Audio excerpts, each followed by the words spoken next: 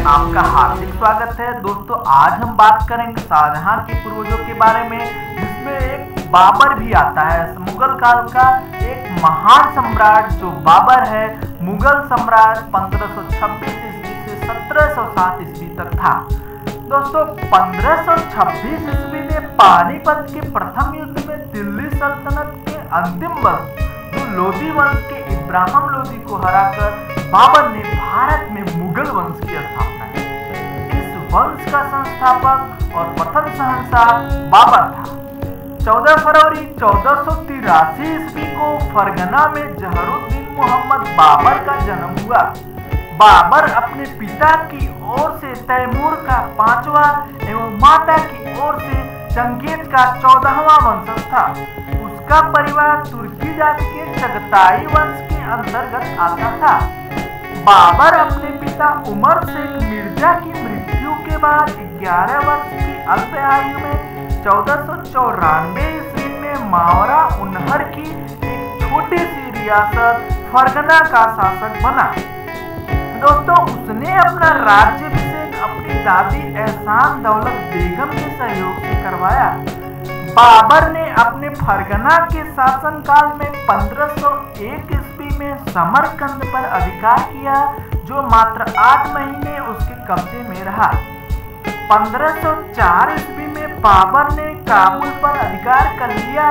1507 ईस्वी में बाबर ने अपने पूर्वजों द्वारा धारण की गई उपाधि मिर्जा का त्याग कर नई उपाधि बादशाह धारण की। बाबर की भारत पर विजय का क्या कारण था, आइए हम आगे बढ़ते हैं। दोस्तों बाबर का भारत के विरुद्ध किया गया प्रथम अभियान 1519 ईस्वी में यूसुफ जाति के विरुद्ध था। इस अभियान में बाबर ने वाजौरा और भेरा को अपने अधिकार में लिया।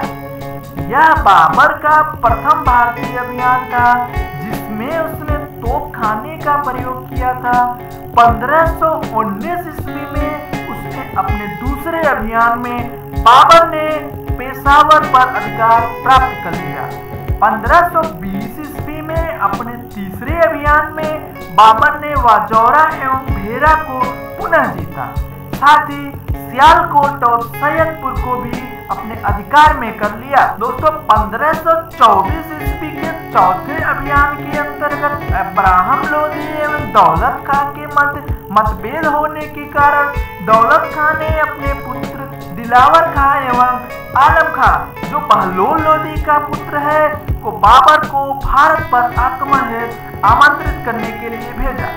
संभवतः इसी समय राणा सांगा ने भी बाबर को भारत पर आक्रमण के लिए निमंत्रण दिया था। बाबर को भारत पर आक्रमण के लिए आमंत्रित करने के पीछे संभवतः कुछ कारण इस प्रकार थे। पहला कारण दोस्तों ये था कि दौलत खां पंजाब में अपना स्वतंत्र अस्तित्व बनाए रखना चाहता था। आलम खां जो था वो किसी तरह से दिल्ली के सिंहासन पर अधिकार प्राप्त करना चाहता था और राणा सांगा संभवतः बाबर के द्वारा अफगानों की शक्ति को नष्ट करवाकर खुद दिल्ली पर अधिकार प्राप्त करना चाहता था। अपने चौथे अभियान 1524 ईस्वी में बाबर ने लाहौर एवं दीपालपुर पर अधिकार प्राप्त कर लिया। नवंबर 1526 में बाबर द्वारा किए गए 5वें अभियान में, जिसमें बदख्शा से सैनिक टुकड़ी के साथ बाबर का पुत्र हुमायूं भी गया था, सर्वप्रथम दौलत खां को समर्पण के लिए विवश कर बंदी बनाकर भेरा नगर भेज दिया गया। शीघ्र ही आलम खां ने भी आत्मसमर्पण कर दिया।